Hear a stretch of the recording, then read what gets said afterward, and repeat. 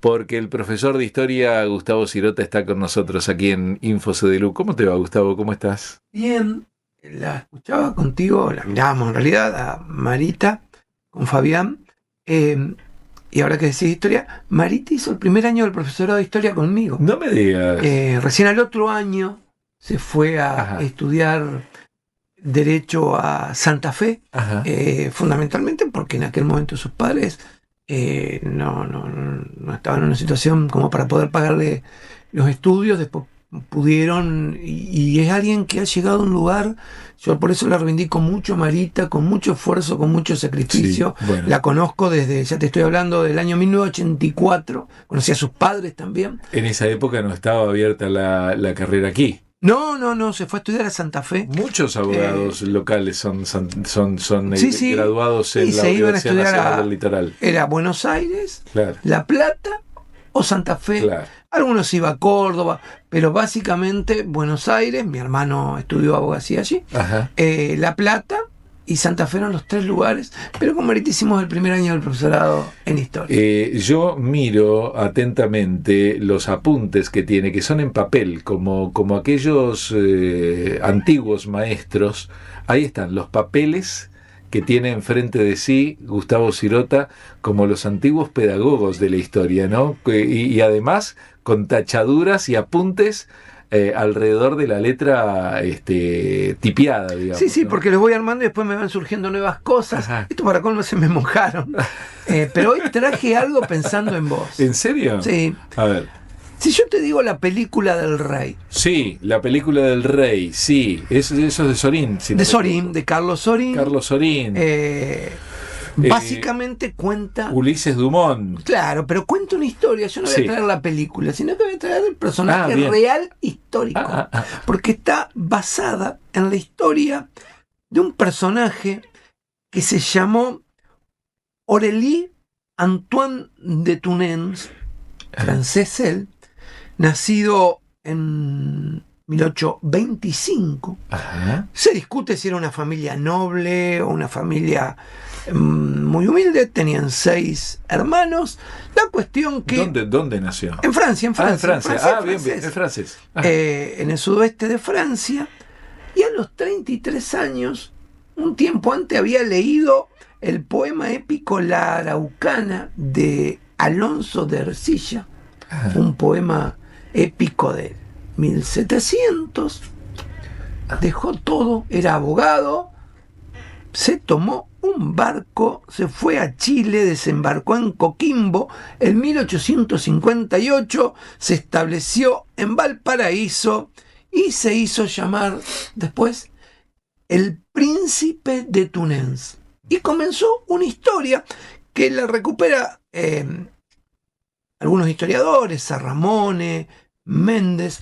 Hay varios trabajos, hecho tal vez el más conocido, el de Sarramone, que publica una biografía de un rey francés de Araucaña y Patagonia. Y cuenta la historia de este personaje. Mirá vos. Llega, no sabía hablar más que francés, así que en 2 años aprende el castellano y el araucano. Se establece en Chile primero. En Valparaíso. ¿Y qué dice? La Araucaña nunca le perteneció al Imperio Español, ya que Fernando IV, en un tratado, el Tratado de Quilín, ratificado en 1643, con los araucanos, dice que la frontera española en la cual Chile llegaba hasta el río Biobío. El resto lo había acordado con los loncos, los líderes de las etnias originarias, pertenecía a ellos y por lo tanto para los españoles era una tierra de nadie. Ellos le llamaban terra nullus, dicho sea de paso, jurídicamente para la legislación española. Así que este hombre se contactó con el lonco Quilapán en la última época de la Guerra del Arauco, la guerra que los araucanos sostuvieron con la ocupación española, bastante conocida para la historia, porque entre otras cosas, Caupolicano, Lautaro como lo conocemos nosotros, fue asesinado por Pedro de Valdivia el Conquistador, que después va a ser ajusticiado por los araucanos. Y la cuestión que Tunén, pudo entrar como Winca, como extranjero, a las tierras de los pueblos originarios del sur de Chile, y el 20 de noviembre de 1860 declara esta región Reino de la Araucaria y se proclama su monarca bajo el nombre de Aurélie Antoine I, y después le anexa rápidamente la Patagonia y fija la frontera de sus reinos en el río Biobío, en el sur de Chile, y en el río Negro, en el sur de Argentina. O y sea para que... un lado el Pacífico, para el otro el Atlántico,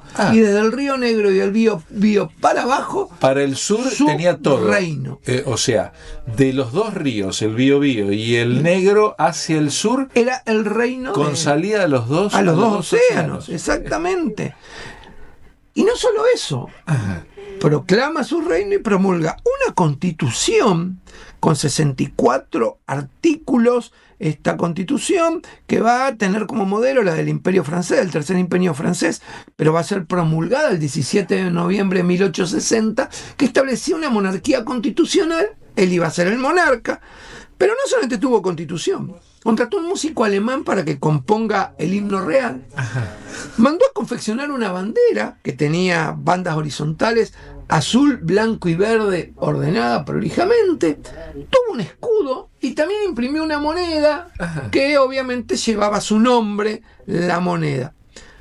Bueno, esta es una parte muy simpática de la historia, pero los chilenos en aquel momento lo ven como una amenaza, y con Manuel Montt y Prat, después José Prat, los dos presidentes chilenos, ordenó la búsqueda del arresto, pero no fue un arresto cualquiera. Pero ¿había podido organizar algo o estaba en solitario gritando? No, se reunía con los loncos en la asamblea, incluso cruzó a territorio argentino, pero esta primera vez terminó mal, porque después va a volver varias veces, pero esta primera vez que proclama su imperio, en realidad hoy nosotros lo llamaríamos, mirá, jurídicamente esto tendría que ver algo así como, mirá, lo traje anotado, porque jurídicamente a esto se lo reconoce hoy en el mundo como micronación sin territorio reconocido. Es una micronación existente. Ahora como la de Montevideo. Como la que vimos alguna vez de los amigos de las Parvas de Montevideo. Hay muchas micronaciones en el mundo, pero incluso, ahora te voy a contar porque la historia no termina con él, llega hasta nuestros días. Pero bueno, la cuestión que al hombre lo arrestan, lo mandan a un manicomio. Siempre me hace sonreír. Porque traigo historias que yo sé que a vos te gustan y creo que a quienes están del otro lado y nos siguen también. Claro. Porque aparte nos alivia un poco de lo cotidiano. Pero son historias reales. Bueno, la cuestión que es declarado demente, insano por un tribunal en Chile, lo habían mandado a un manicomio y lo deportan a Francia. Bueno. En el juicio enferma de disentería, pierde el pelo. La cuestión que condenado a 10 años de cárcel y lo mandan para Francia, de la cual va a volver 3 veces. El último, ¿de Francia se vuelve? Sí, a sus territorios. La última en 1876, finalmente muere en 1878. Está enterrado en la comuna de Torturac, en Périgueux, en el sudeste de Francia. Bien, no muere acá. No muere allí. Bien. Iba y venía, llegaba, lo mandaban de vuelta, pero tiene una historia muy interesante acá, ya te voy a contar. La cuestión que en su lápida dice: aquí descansa Antoine Orly de Tunens, primer rey de Araucaria y Patagonia. Mirá vos. Pero estuvo, mirá, entre tantas, no tuvo hijos. Su última visita fue en 1876, pero te dije, tuvo varias idas y vueltas desde su primera vez. En 1871-72 estuvo incluso en la Patagonia, y Juan Calfucurá, hijo de el conocido cacique de los mapuches de nuestro sur, Calfucurá, lo recibe en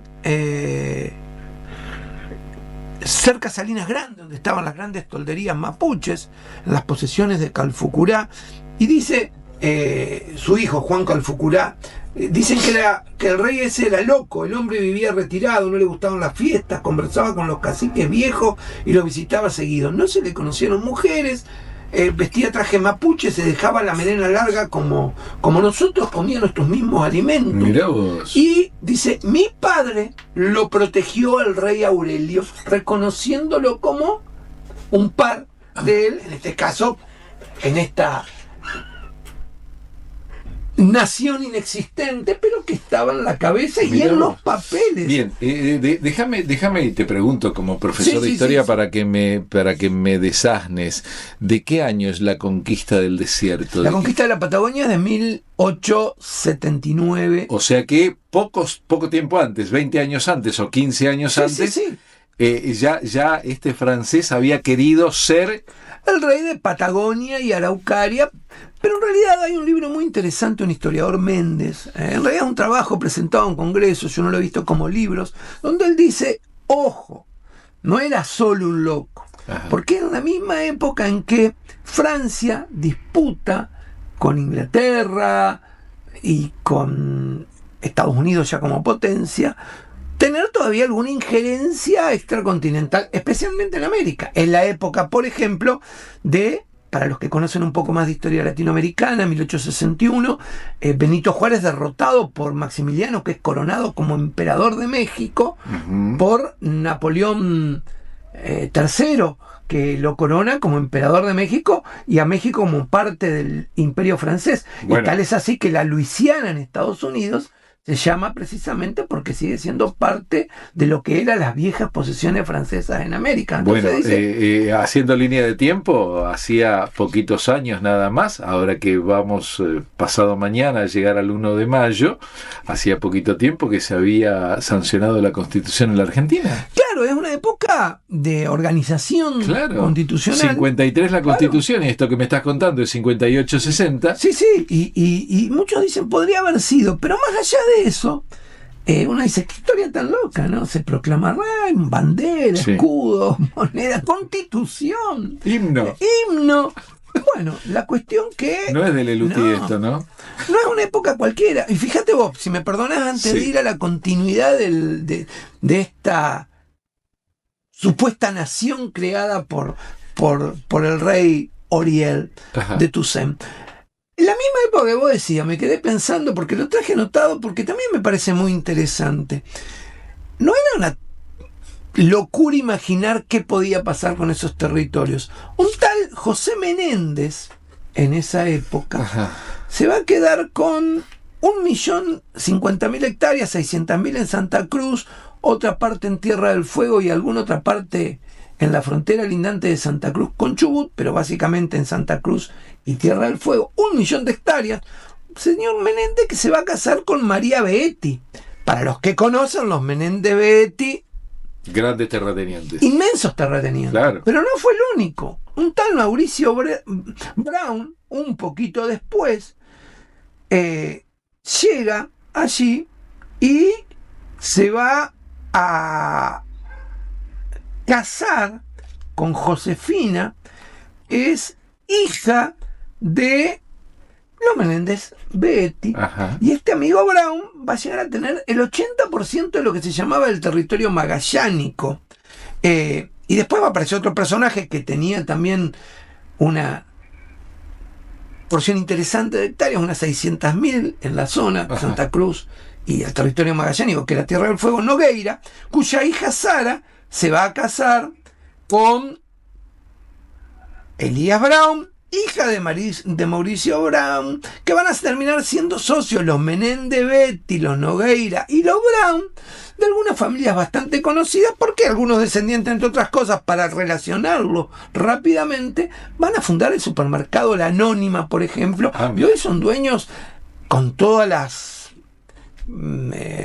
¿cómo es que se dice? Heredades familiares que se va separando de casi 2 millones de hectáreas entre Santa Cruz y Tierra del Fuego, los descendientes de los Menéndez, de los Beetti, de los Brown y de los Nogueira. Donde hay grandes extensiones de tierra, grandes latifundios, cosa que en la provincia generalmente no vemos. No vemos, pero digo, porque también eran territorios en disputa, no es que tuvieron que esperar. La cuestión, volviendo... ¿Cómo termina? Bueno, ¿cómo termina? Todavía no terminó la historia. Vos sabés que el amigo Oriel Antoine, señor francés, muere sin dejar hijos. Entonces, años después aparece un señor, Achille Laviard, francés, que dice, yo soy el heredero, a mí me nombró como su legítimo heredero, y mostraba un testamento donde precisamente lo dejaba como rey de Araucaria y la Patagonia. Ajá, vino a reclamar los Vino a territorios. reclamar. Este hombre también muere sin dejar heredero ni testamento, y un amigo de él, mirá qué historia curiosa también, Antoine Hipólito Cros, dice, no, yo soy el sucesor, se proclama como Antoine II, muestra también un testamento, aunque muchos decían que en realidad Lavillard, el sucesor original, le había cedido la corona a este señor Cros en una partida de naipes en un cabaret, Le Chat Noir, en Francia, y donde perdió, le dice, ¿con qué te pago? Bueno, mira, te nombro heredero de mi reino en la Balcaña y la Patagonia. Es muy divertido. Es muy divertido. Es muy divertido. Bueno, después van a seguir, y uno dice, bueno, esto se terminó acá. Bueno, no, mira, tal es así, podría seguir contando, pero por ahí no tenemos tantos tiempos, pero Sí. te voy a contar lo último. Un señor que se llama Laurent Lafaine Ajá. se proclama príncipe Antonio V ante la luz del mundo, noveno soberano del reino, porque ha habido una continuidad de gente que reclama. Pero siempre en ese mismo lugar. Sí, no, y la siguen reclamando y siguen aseverando la existencia del reino de la Araucaña y la Patagonia. Todo esto porque Fernando IV En su momento dice, no, dicen mira, que habría... no, él firmó este tratado de Quilín que dice, bueno, la frontera nuestra llega hasta el Biobío, basta de pelear con ustedes. Listo. Y listo. Listo, lo otro no sé qué es. Lo otro tiene que ver con... Que venga alguien. Se arregle. Yo ya no voy a estar. La cuestión que continúa, y uno dice, pero estamos tan mal. No. Bueno, este señor, Laurent Lafaine, hay que decirle príncipe Antonio V, es el noveno soberano del reino, pero tiene la particularidad, como el primero y como el cuarto de los soberanos que se fueron pasando, porque de los 9, 6 nunca pisaron territorio americano. Pero este señor no solo vino, sino que vino este año. ¿Cómo este año? El 19 de enero estuvo en tierras chilenas. ¿2026? Sí, hasta febrero se quedó en Chile, se reunió con muchos loncos mapuches, dio conferencias de prensa, hizo campamentos con jóvenes de la región, se reunió con autoridades de Chile incluso, y no solamente eso, porque uno dice, ¿será tan así? Sí, es tan así que incluso esta microrregión sin territorio reconocido aparece ante las Naciones Unidas denunciando la cuestión de las tierras de los mapuches, la persecución a líderes mapuches y todas cosas que lleva y que perpetra el Estado chileno, y es una ONG reconocida como entidad de consulta en distintos organismos internacionales, entre otras. La que dice, que le da la derecha. La que le da y lo reconoce a este señor como noveno soberano del reino, bueno. Pero es una ONG reconocida hasta por Naciones Unidas. Incluso fue recibida y presentó estas denuncias en las Naciones Unidas. Mira, entre la historia que me contaste hace un tiempo del que vendía terrenos en la luna y esta, ya no sé con cuál quedarme, Gustavo. De esto tenemos muchas más para traerte, Verado. Sé que te gustan mucho. Por ahí se nos complican con los nombres y demás seguirle la saga. Yo le recomiendo La película del rey, de Carlos Sarín, que es una maravilla, pero divertida. Cuenta la verdadera historia de Oriel Antoine de Tunel, el supuesto rey de la Araucaña y Patagonia. Y si no, le recomiendo el libro de Alberto Sarramone, un libro publicado en 2005, que cuenta la historia de este territorio que todavía los herederos que todavía existen, supuestos herederos, reclaman como propio a Chile y a la Argentina. Gracias, Gustavo, muy amable.